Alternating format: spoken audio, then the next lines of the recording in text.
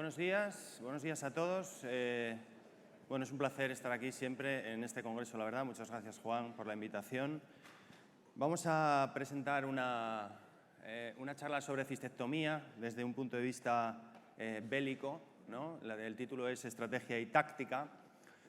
Vamos a contar con tres magníficos urólogos, el doctor Subirá, el doctor Ruibal y el doctor Alonso. Subirá es local, ¿verdad? Trabaja en el Hospital Clínico Lozano Blesa y también es profesor asociado de la Universidad de Zaragoza. Si os quedáis con ganas de un poquito más de cistectomía, que sepáis que organiza un curso fantástico, así que podéis emplear allí vuestros conocimientos si lo consideráis. El doctor Ruibal tampoco necesita demasiada presentación, fue un pionero de la laparoscopia, converso a la robótica, conocido, muy hábil, serio. Dejó hace tiempo su... Es verdad, es verdad. Dejó hace tiempo, que no todo el mundo lo es, dejó hace tiempo su responsabilidad como jefe de Pontevedra y ahora se dedica a un proyecto puramente privado en el Grupo Suturo, centrado en la cirugía robótica. Y el doctor Alonso, amigo de León, es allí el jefe de servicio en el Complejo Hospitalario de León, aunque también es profesor en la Universidad de Salamanca y todavía le queda tiempo para hacer su privada en San Juan de Dios. Yo soy Iván González, vengo de Cabueñes, aunque la verdad es que mi actividad también ahora mismo es mayormente privada y en subasurología. Y vamos a presentar esta mesa. No sé si tengo algún instrumento para pasar las diapositivas. Ok. No se ve nada. Ahí pone el arte de la guerra, aunque no se ve, pero os lo digo yo. El arte de la guerra es el primer manual de estrategia militar que está escrito por un filósofo chino de hace 2500 años. Aunque su origen fue un manual de estrategia militar para un rey chino, que era muy belicoso, sigue siendo un manual en las escuelas de negocio a día de hoy, 2500 años después. Se organiza en 5 capítulos con máximas, con pequeñas sentencias que pretenden ayudar al estratega a conseguir su objetivo. Y aunque la guerra es una cosa y la medicina es otra bien contraria, realmente la estrategia, que es el plan, y la táctica, que son los medios para llevar a cabo ese plan, se pueden parecer en cualquier proceso que llevemos a cabo. Así que vamos a empezar con algunas máximas. Un ejército victorioso obtiene sus triunfos antes de buscar la batalla. Un ejército destinado a la derrota lucha con la esperanza de ganar. Y esto es así porque cuando nosotros hacemos una cistectomía, también es así. Antes hemos tenido la posibilidad de mejorar nuestras posibilidades de éxito. ¿Y cómo lo hacemos? Con la prehabilitación. La mayor parte de los estudios de prehabilitación están diseñados por enfermeras, no por urólogos. Yo creo que probablemente tenemos que prestar un poquito más de atención a lo que no es la cirugía también, o a lo que va antes de la cirugía si queremos ganar esta batalla. Esta revisión de hace muy poquitos meses, de finales del año pasado, no encuentra ninguna mejoría, por ejemplo, entre otras cosas, pongo este gráfico de la nutrición, pero no encuentra ninguna mejoría en complicaciones o esperanza de vida con respecto a hacer o no hacer ninguna prehabilitación, excepto en una cosa, que es con el consejo del estoma y el asesoramiento psicológico que hace la enfermera. Es decir, no hay nada que los médicos hagamos que mejore el paciente de una cistectomía. Sin embargo, si vamos al foco, vemos que hay algunas cosas en nutrición, concretamente, que podemos hacer. Por ejemplo, en mi centro hacemos una prehabilitación, una vía rica, y les damos una sobrecarga de hidratos de carbono previo a la cirugía. Bueno, pues al parecer esto no sirve para nada, cosa que yo descubrí preparando esta charla, y al parecer está emergiendo, luego nos dirá el doctor Subirá si tengo razón o no, de la cirugía colorectal, un concepto que es la inmunonutrición, que yo personalmente desconocía, que consiste en suplementar con L-arginina para disminuir el estado inmunitario, bueno, en fin, una serie de cambios que en algún paciente son útiles y en otros no. Si lo miramos en global, probablemente no tiene sentido, pero el foco sí lo tiene. Así que yo creo que... Bueno, buenos días. Lo primero, agradecer al doctor Beneham por contar con nuestro grupo para participar en el congreso y a los compañeros del Miguel Servet, doctora Gil, por volver a traer un gran acontecimiento urológico a Zaragoza, que lleva muchos años sin tener uno de ellos, y muy buena organización, tanto diurna, tarde y nocturna también muy buena. Bueno, el título de esta mesa redonda, la verdad que yo creo que es muy interesante, estrategia y táctica. Esta charla está basada en la evidencia y en nuestra práctica en nuestro hospital, en el Lozano Blesa. Tradicionalmente, siempre cuando hemos querido mejorar los resultados, nos hemos ceñido a mejorar la técnica quirúrgica. Nos ha pasado con el riñón, con la nefrectomía radical, pasando de la abierta a la laparoscópica, disminuyendo la estancia y complicaciones. Nos está pasando ahora con la HDP, con las nuevas tecnologías, para mejorar estos resultados. Pero en el caso de la cistectomía radical, nuestra opinión es que hay que no cambiar de perspectiva, sino más bien ampliarla. Y tenemos que cambiar, hacer el cambio de pasar de técnica quirúrgica a más bien un procedimiento, y llamar a la cistectomía radical un procedimiento. Hay que hacer una valoración global, tanto del preoperatorio, el intra y el postoperatorio, porque ahora sí que podemos influir y debemos influir en otras alternativas, aparte de la técnica, para mejorar nuestros resultados, como es el propio paciente. Antes de la intervención quirúrgica, en nuestra opinión y según la literatura, dos puntos muy importantes: la información que damos a los pacientes y la prehabilitación. Informar es individualizar. Tenemos que pensar cómo está organizado el proceso de cistectomía radical en nuestro servicio. Si los urólogos que la están realizando van a tener el suficiente número de casos para homogeneizar el proceso en sí. Yo creo que es una parte muy importante y que a veces tenemos que sacrificar el dar gusto a los miembros del servicio para focalizarlo en unos cuantos. Tener tiempo suficiente en la consulta para valorar y mejorar lo que es el procedimiento en cuanto a indicar un tipo de derivación, preservación de órganos y un servicio de estomaterapia, porque ya sabéis que la derivación tipo Bricker, donde gana sin duda es en la calidad de vida si el marcaje del estoma es el correcto. Sabemos que debemos identificar al paciente frágil, porque el paciente frágil es el que más se va a damnificar de lo que le vamos a realizar en quirófano. No siempre, ya lo ha dicho el doctor Borque antes, la edad ahora mismo probablemente ya no sea un dato válido. Y esta es una serie de diapositivas cedidas por el jefe de anestesia de nuestro hospital, que es el que se encarga de la prehabilitación, y es muy curioso porque dice no modificables la cirugía prevista. Sí, efectivamente, desde el punto de vista anestésico no pueden modificar, pero nosotros sí que podemos modificar qué cirugía realizamos, cómo es el entorno quirúrgico, aunque no podemos modificar ni edad ni comorbilidades, pero que sí podemos identificar y mejorar el estado basal de esas comorbilidades. Prehabilitar inicialmente era trimodal, terapia física, nutricional y cognitiva, pero ahora hay un punto muy importante que es la optimización de la hemoglobina. Nuestros pacientes vienen de RTUs o de varios RTUs o de una hematuria persistente.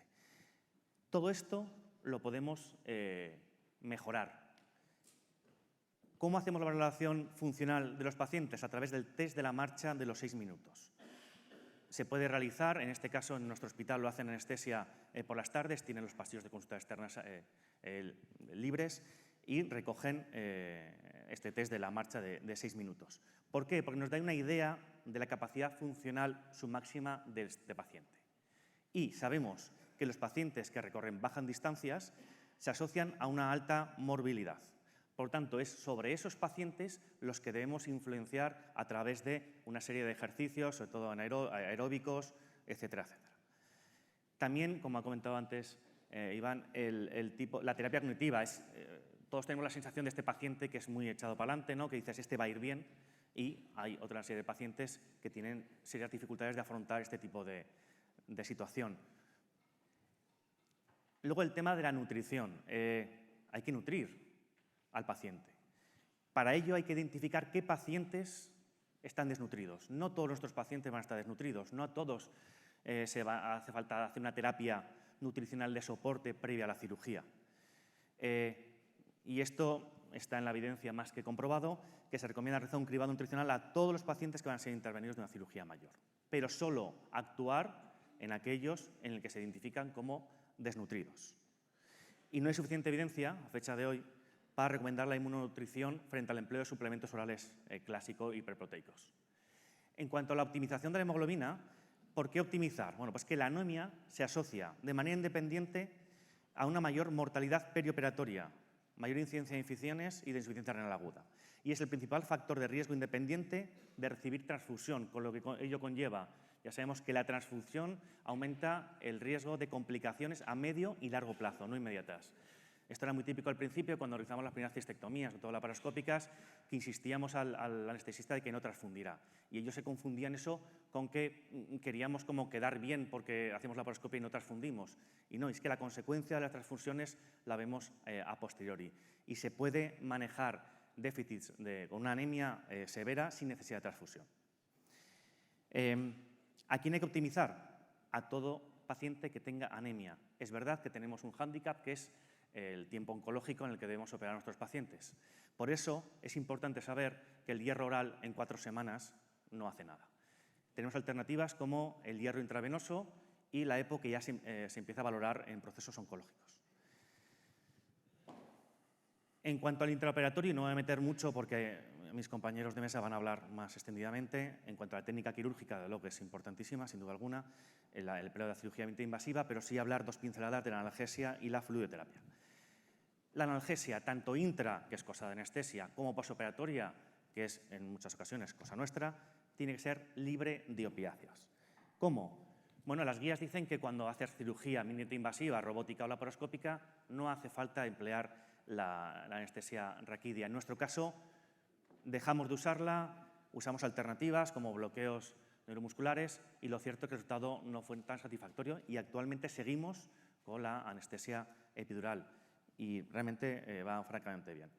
En cuanto a la fluidoterapia, al principio, bueno, tradicionalmente es una fluidoterapia liberal y probablemente se siga haciendo muy habitualmente. Luego se pasó a decir que es más importante ser restrictivos que hacer una hiperhidratación, pero lógicamente lo ideal es controlar la cantidad de fluidos que introducimos al paciente o que introducen anestesistas durante la cirugía. Se recomienda una perfusión continua de fluidos moderada que arroje un balance positivo al final de la cirugía en torno a 1 a 2 litros. Y pequeños gran detalles, que esto es una cirugía con muchos detalles, pero por ejemplo la relación del estoma viene vertido y la extracción a través del punto donde nos localiza las enfermeras o enfermeros de estomaterapia. Y seguimos, y dice Sun Tzu, conoce al enemigo y conócete a ti mismo y en 100 batallas jamás estarás en peligro. Si no conoces al enemigo, pero por lo menos te conoces a ti mismo, tus posibilidades de vencer serán el 50%. Pero si desconoces a ambos, puedes estar seguro de estar siempre en peligro. Entonces el doctor Ruibal nos va a explicar cuál es la realidad de nuestros conocimientos y qué es lo que deberíamos saber. Muchas gracias. Buenos días. Gracias, Joan. Gracias, María Jesús, por invitarme. Me ha lanzado la guerra, Iván, yo a ver cómo salgo de esto. Mi charla la he estructurado en 2 partes. La primera es una breve introducción de cuál es la situación a día de hoy de la cistectomía, qué resultados obtenemos, centrándonos en las complicaciones y ver cómo podemos mejorarlas desde el punto de vista quirúrgico. Y la segunda, si me permite, es un vídeo de 7 minutos, que espero que arranque porque si no me voy, Chechu, en el que hablaría de esos pequeños detalles quirúrgicos en aras de mejorar nuestra tasa de complicaciones. Quería comenzar haciendo dos reflexiones. La primera es que yo creo que es el reto quirúrgico más importante al cual nos enfrentamos los urólogos, primero por su complejidad técnica y segundo por la tasa de complicaciones que todavía seguimos teniendo. En esta revisión del 2021 podéis observar que la tasa de complicaciones a los 30 días no baja del 40%, con complicaciones mayores superiores al 15%, pero es que a los 90 días más de la mitad, un 60% de los pacientes tienen complicaciones y de ellas un 17% son complicaciones mayores. Y a 90 días el 16% de los pacientes tenemos que reintervenirlos. No van mejor las cosas cuando analizamos la mortalidad. Tenemos una mortalidad intraoperatoria y en el primer mes cercano al 3%, pero que aumenta al 5% a los 3 meses. O sea, es una cirugía con una elevada morbimortalidad. Y además existen diferencias entre países. Canadá y Australia tienen menor tasa de mortalidad intraoperatoria y España tenemos el dudoso honor de estar en el podium de los países con una mortalidad más alta a los 3 meses, concretamente del 6,5%, que lo cual no es poco importante. Y la segunda reflexión, la primera es que es una cirugía de una elevada mortalidad Y la segunda, ya que la mesa anterior se hablaba de las bondades de la cirugía robótica, esto debería haberse transmitido o traducido en una mejora de nuestra tasa de resultados y no es así.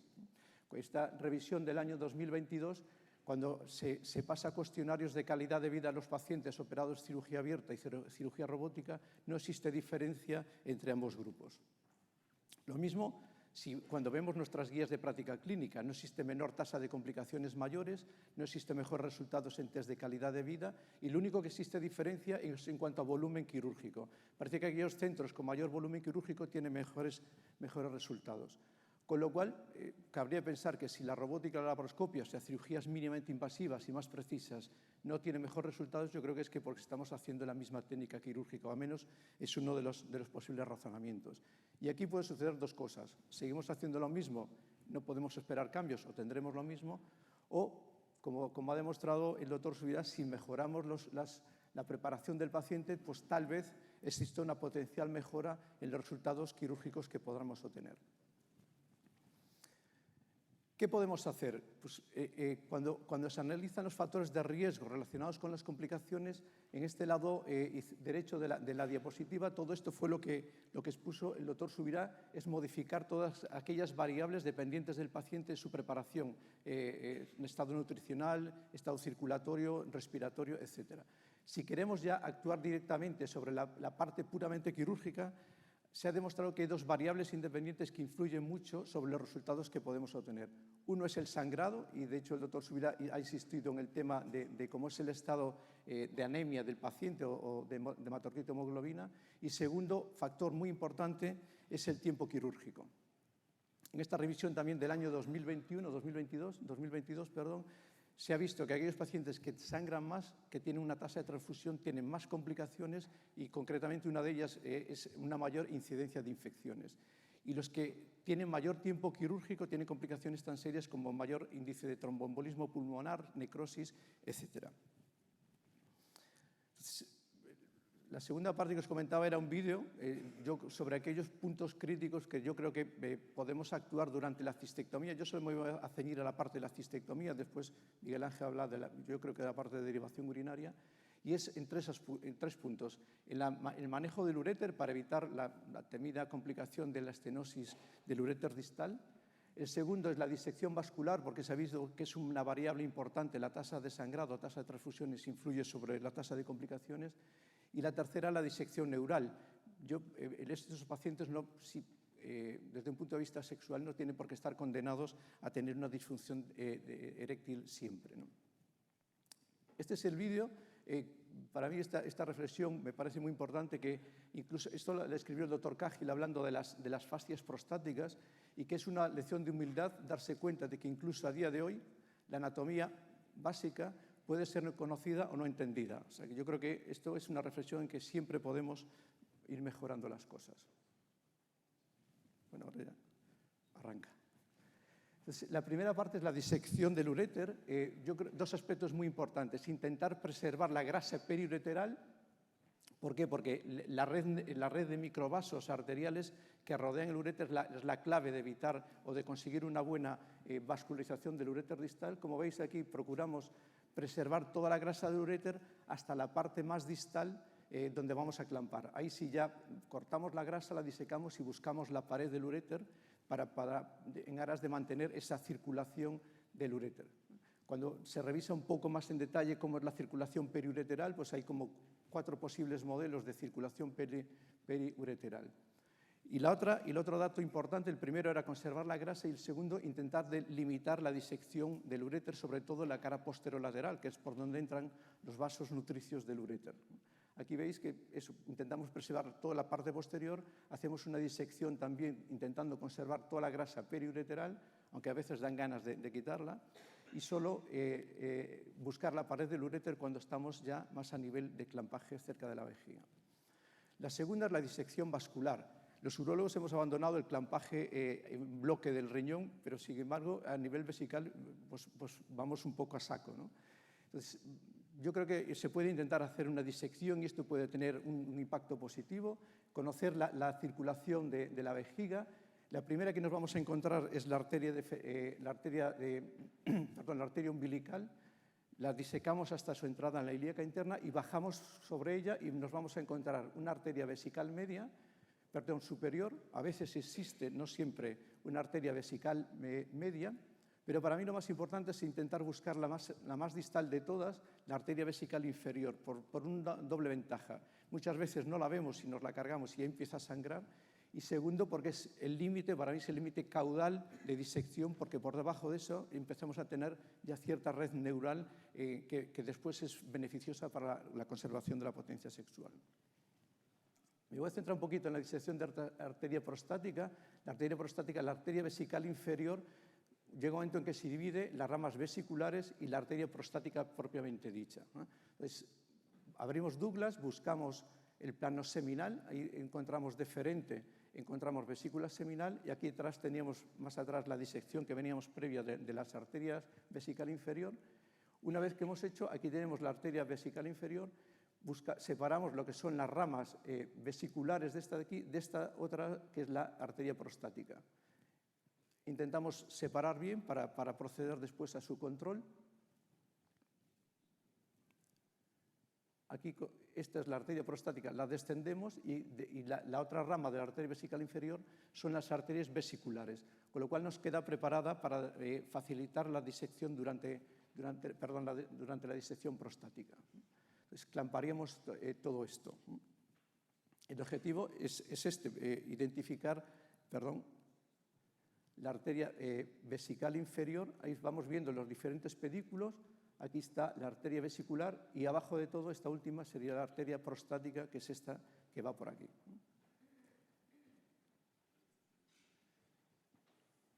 Haríamos lo mismo, es posible hacer lo mismo en el otro lado. Como veis, no es un paciente especialmente delgado, con lo cual, a pesar de ser un paciente que tenga cierto volumen de grasa, es posible con paciencia intentar disecar. ¿Cuáles serían las ventajas? Primero, poder hacer un control más directo de las arterias, reduciríamos el riesgo de lesión, teóricamente habría un menor sangrado, pero sobre todo también intentar preservar esa arteria prostática para mejorar los resultados funcionales. Ahí veis en el otro lado y abajo de todo, ahí tenéis la última rama de la arteria vesical inferior, la arteria prostática. Una vez disecadas todas ellas, lo que hacemos evidentemente es controlarla. Se puede hacer un control individual de cada, o bien poniendo clips o bien haciendo una coagulación selectiva de cada una de ellas. Ahí vamos controlando y el objetivo final es llevarnos todo el pedículos vesicales e intentar conservar esa arteria prostática que sería la de abajo de todo, esa de ahí.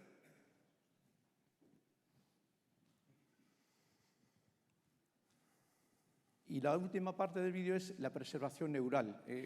Estos pacientes no tienen cáncer de próstata, con lo cual todavía tendría más sentido el intentar hacer una preservación neural. De hecho, en este estudio prospectivo, cuando hacen conservación y no conservación, sí existen diferencias significativas de un 30 a un 50% de potencia, con o sin fármacos, frente a un 3 o un 5%. ¿Cómo lo hacemos? Lo primero que buscamos es, se puede hacer una disección nivel 1, los 4 niveles que ha descrito Tewari. El nivel 1 es el nivel de conservación, el mejor nivel de conservación. Vamos en un plano totalmente intrafascial y lo hacemos tomando como referencia este plano venoso. Identificamos el plano venoso, aquí estamos por debajo de la próstata y nos mantenemos en ese plano venoso, con lo cual el plano neural que está por fuera, teóricamente, está mucho más protegido. Una vez que hemos buscado el plano venoso, podemos hacer, esto es una arteria capsular prostática, podemos hacer control selectivo de las arterias prostáticas y una vez controlado el pedículo prostático, continuamos por ese plano venoso, el nivel 1 de preservación, ascendiendo lateralmente por la próstata hacia la cara anterior. Ahí veis ese tejido venoso, veis ahí se ha abierto un poco ese lago venoso. Generalmente aquí no sangra porque el gas, el efecto del gas nos ayuda a controlar. En el otro lado hacemos lo mismo, buscamos arterias capsulares prostáticas. Este es un paciente, se supone que tiene poco riesgo de cáncer de próstata, además si tiene niveles de PSA normales, aceptables, y disecamos esa arteria capsular prostática y la coagulamos de forma selectiva. Habitualmente no usamos clips, ni hemologs, ni clips pequeños, porque los clips pequeños en estas arterias lo más probable es que se te acaben cayendo. Y continuamos la disección, hacemos lo mismo, seguimos ese plano venoso y lo prolongamos lateralmente ascendiendo por la próstata. El objetivo final es preservar todos los haces neurales yendo por dentro de ese plano venoso que hemos descrito previamente.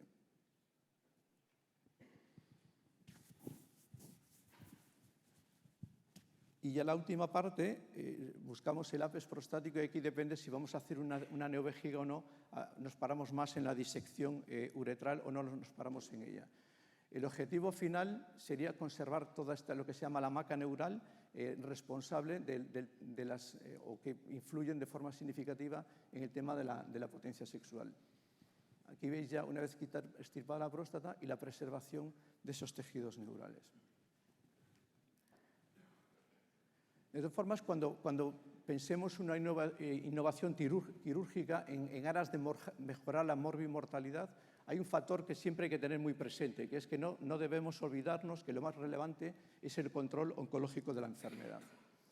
Como resumen o como mensajes, deciros que a pesar de todo sigue siendo una cirugía de una elevada morbimortalidad, una elevada complejidad, que la robótica debería tener un impacto positivo. Si no lo ha tenido, deberíamos reflexionar que a lo mejor es porque la técnica podemos todavía mejorarla, igual que hemos hecho con la mejora de los cuidados de estos pacientes, y que los centros de excelencia, los centros con alto volumen, tienen sentido por el propio volumen, pero yo creo que se les debería exigir a estos centros también un poco mejorar su propia técnica quirúrgica. Muchas gracias.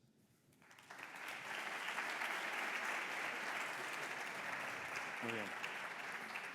Y pues seguimos y después de esta fantástica disección de las bandeletas en la próstata, yo le comentaba al doctor Vival que la bandeleta neurovascular no solo está en la próstata, sino que viene desde atrás. Y este grupo de Studer, que soy muy fan de él siempre, ya hace 20 años decía que había o se podía hacer una conservación neurovascular. Demostraba que esa conservación neurovascular podía ser uni o bilateral y los resultados de función sexual mejoraban en función de si se hacía uni, bilateral o no se hacía en absoluto, pero lo que más me importa en realidad de esto es que Studer define no tanto la conservación en la próstata como en la zona previa.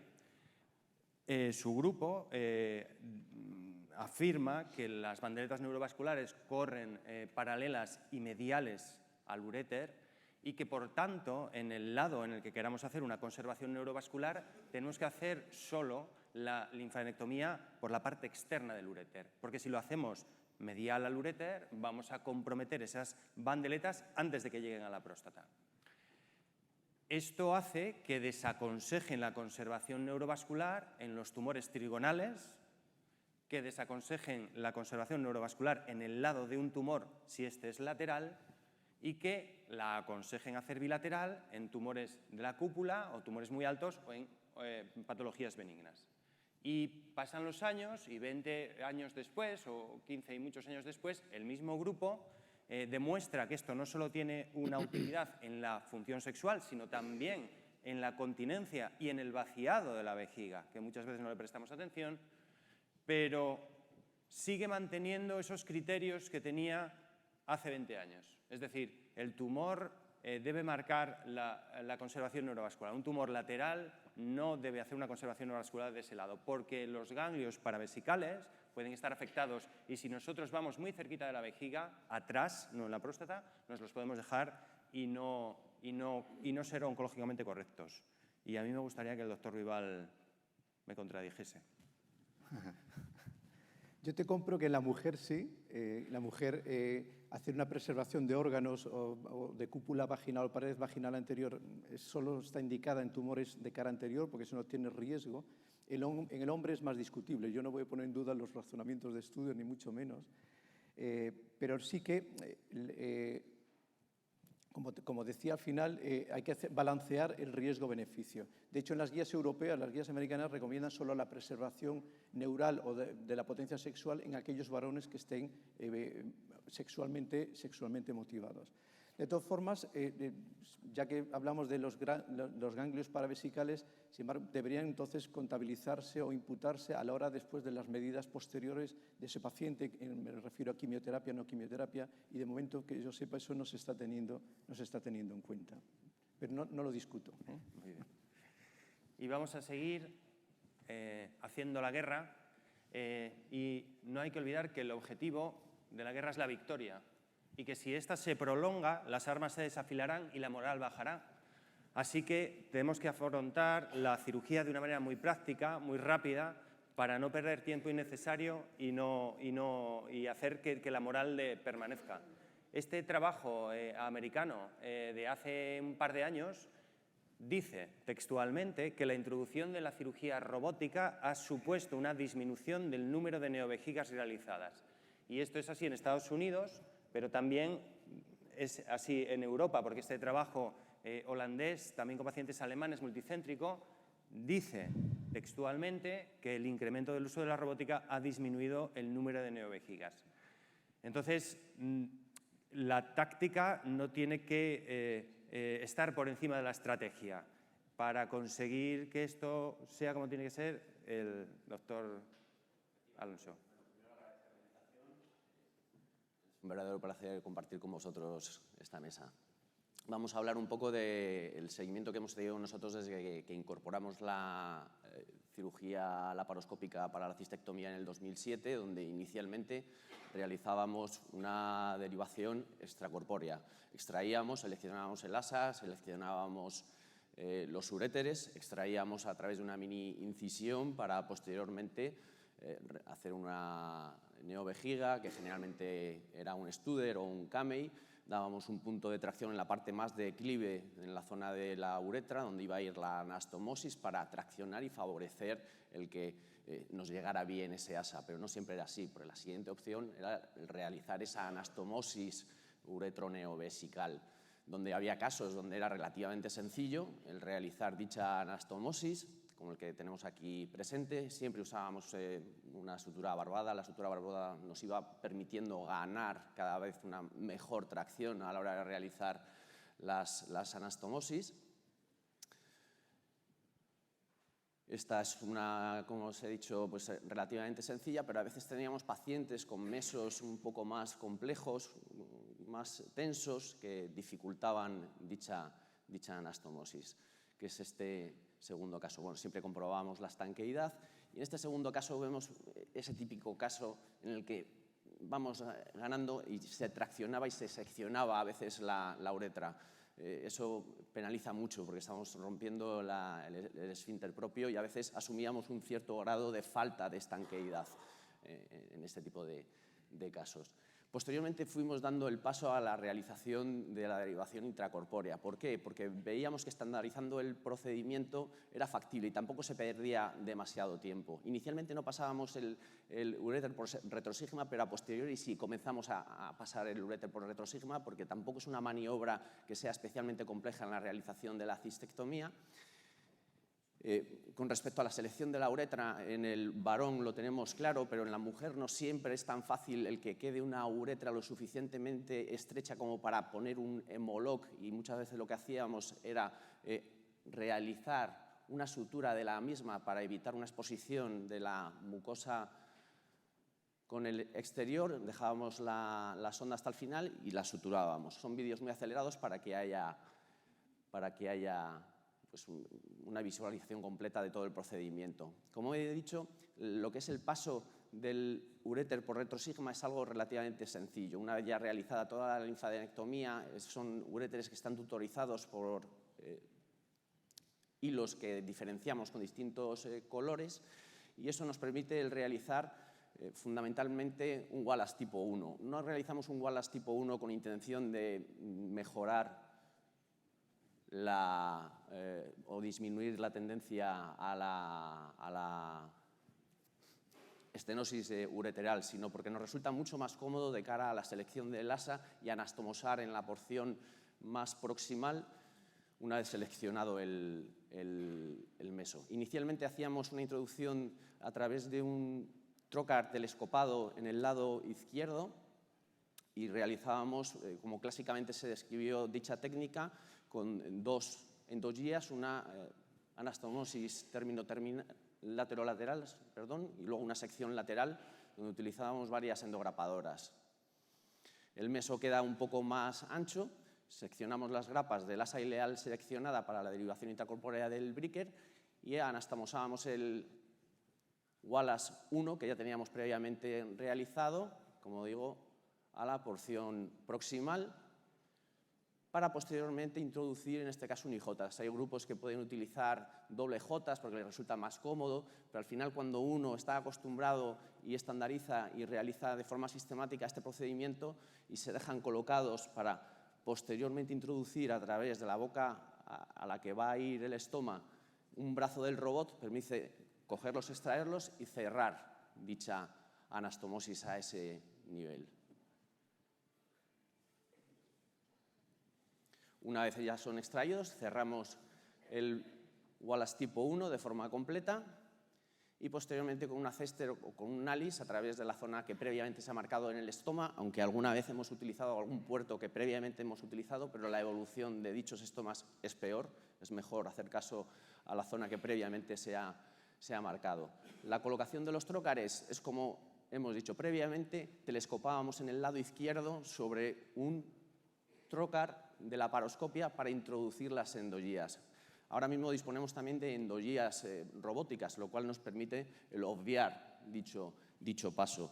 Y la colocación de los trócares que utilizábamos para optimizar la selección del asa, que ahora veréis cómo la realizamos, es fundamentalmente, como veis ahí, con un trócar intermedio entre lo que es la cámara y el segundo trócar del robot y otro para el ayudante.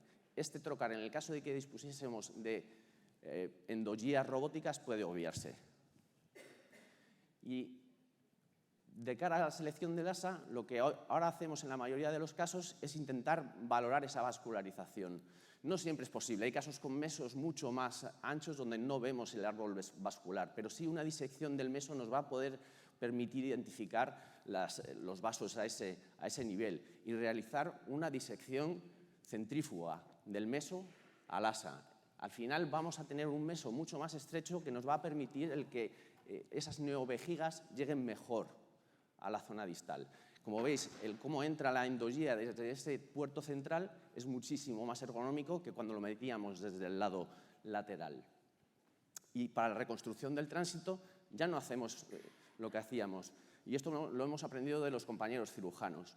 Seleccionamos la porción del ilion que tenemos que reconstruir y en vez de seccionar en el sentido distal, lo introducimos por el puerto que tenemos a nivel craneal y solo introducimos una endogía que nos permite cortar para luego reconstruir el tránsito del orificio que nos queda únicamente con una sutura que puede ser barbada perfectamente. Los pasos son mucho más sencillos, la manipulación es menor y el número de cortes es menor y nos permite cerrar el meso tal y como realizábamos en la cirugía abierta para evitar el que haya a ese nivel hernias. Además, podemos valorar si lo que estamos haciendo tiene isquemia o no con el verde indocianina, fundamentalmente. Este es un vídeo prestado de los compañeros de cirugía general, en el cual, pues, una vez ya están haciendo la anastomosis término-terminal mecánica, pues valoran, tras la infusión del verde indocianina, si hay o no áreas isquémicas. En el que ven, en este caso, en una anastomosis colorectal, una zona sin vascularización que simple y llanamente seccionan para volver a unir y disminuir la tasa de fugas a ese nivel. Ya se ha comentado, optimizar el uréter es importante y el uso del verde indocianina también proporciona información para la optimización del mismo. La infusión a nivel endovenoso nos permite ver si hemos preservado la vascularización a ese nivel. Y vemos una imagen de un área, de un uréter izquierdo en este caso, donde hay una importante desvascularización, porque la mayoría de las veces las zonas estenóticas son secundarias a isquemia. ¿Y qué neovejiga hacemos? ¿Cuál es la que hemos adaptado de cara a optimizar la estandarización de este procedimiento puramente intracorpóreo? La piramidal. Es una neovejiga en la que, pues, Anastomosamos el área seleccionada previamente, se destubuliza dejando 2 cuernos como 2 estúderes mucho más cortos, suturamos longitudinalmente toda la cara posterior de esa neovejiga y luego una porción amplia de la cara anterior, tubulizando una continuidad de la uretra. Eso permite que esta vejiga llegue muchísimo mejor. Y luego, ahí veis los 2 cuernos por debajo, pero cerramos transversalmente el resto. Con esto se gana la suficiente complianza como para que sean unas vejigas aceptablemente retentivas. Y a cada uno de esos 2 cuernos o 2 chimeneas es donde anastomosamos ambos uréteres. Los uréteres los sacamos por contraincisión y los dejamos ya fuera mientras estamos realizando la reconstrucción para que estorben lo menos posible. Lo de pasar el uréter por retrosigma o no, esto es lo que vemos cuando tenemos que reparar una estenosis. Muchas veces se mete el uréter en una amalgama donde hay asas intestinales. Aquí hay siempre una discusión si realizar o no previamente una técnica endourológica. Hay que tener cuidado porque en el caso de que seccionemos, muchas veces tenemos que saber que hay asas intestinales a ese nivel. Y como he dicho, casi siempre es isquémico. Nosotros abogamos en este tipo de estenosis casi siempre recurrir a la cirugía. Y en ese sentido, este es otro vídeo en el que un paciente que previamente tenía una cistectomía con intención paliativa porque tenía un rhabdomiosarcoma y se le había hecho una cutánea unilateral, se habían abocado ambos uréteres a un lado tras la infusión del verde de indocianina, en este caso a través de las nefrostomías que tenía, identificamos ambos uréteres y la unión que tienen hacia la piel, donde está la estenosis, liberamos adherencias, lo hacemos con cirugía robótica porque al final nos facilita la reconstrucción. Ahí veis una imagen muy bonita de cómo el verde de indocianina con una dilución al 50% a través de las nefrostomías pone de manifiesto el uréter y hacemos una derivación con una selección de un asa a un distinto nivel que habitualmente hacemos, y en este caso además en el lado izquierdo, y no pasa nada, es una selección a más centímetros de la válvula ileocecal. Y no pasa nada porque lo hemos visto también en otros casos, no sé si algunos habéis tenido la oportunidad de operar un situs inversus completo, pero este es un caso donde tuvimos que hacer en el lado izquierdo toda la derivación.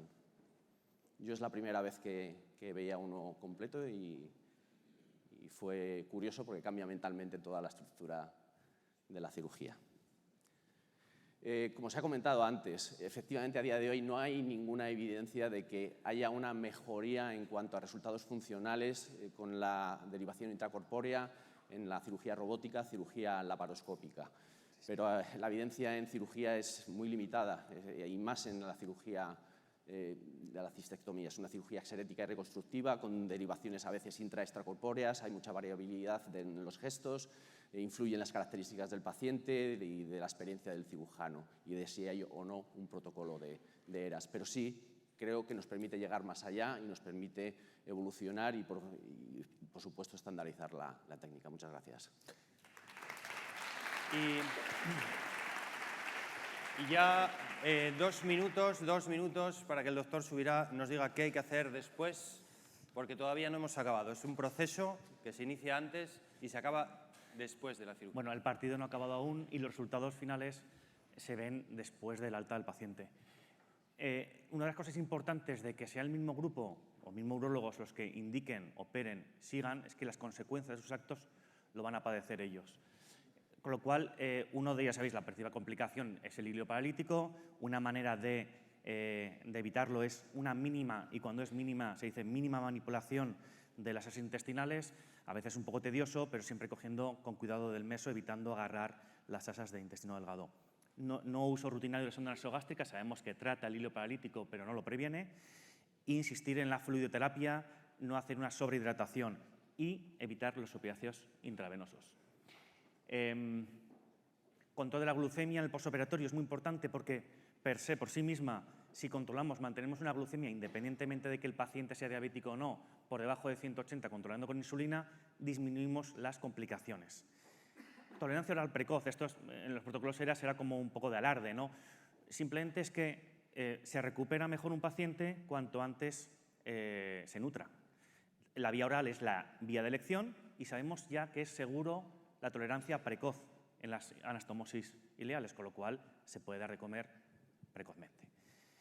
La embolización precoz es posible pese a llevar medias neumáticas en el posoperatorio inmediato o el catéter epidural que os comentaba antes. Y, por finalizar ya, la principal complicación de reingresos o principal causa de reingresos es la infección urinaria. Sobre todo, o en nuestro caso vimos, es un artículo publicado por nuestra residente, la doctora Gallarre, vimos que la mitad de esos reingresos de infección urinaria era tras manipulación de retirada de catéteres. Hicimos un protocolo de profilaxis antibiótica en el que reducimos hasta un 33% los reingresos por este motivo. Y para finalizar, mi idea era acabar con una foto así chula de la Neto y de la Virgen del Pilar arriba, pero los compañeros García Jalón y Suárez insistieron en poner una foto que, aunque la ha puesto ya antes Roberto, le ha faltado decir que los amigos de Ballestero ganamos a los de Cepeda. Así que, nada, muchas gracias.